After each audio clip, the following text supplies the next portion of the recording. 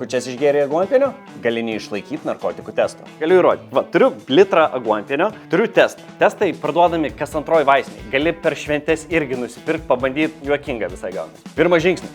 Išgeriam aguonpienio. Antras žingsnis. Palaukiam porą valandų. Trečias žingsnis. Mėginio surinkimas. Mėginys surinktas. Dar šiltas. Darom testą. Jisai keistai indikuoja, jeigu 2 juostelės neigiamas, jeigu 1 juostelė teigiamas. Merkiam. Laukiam. Testas atliktas, laukiam rezultatų.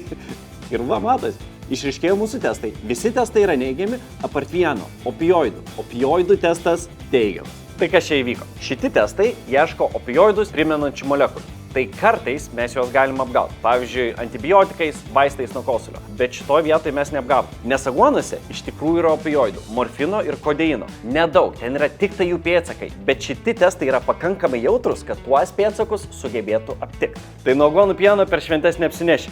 Bet testą rekomenduoju nusipirkti. Nustebinsi giminės.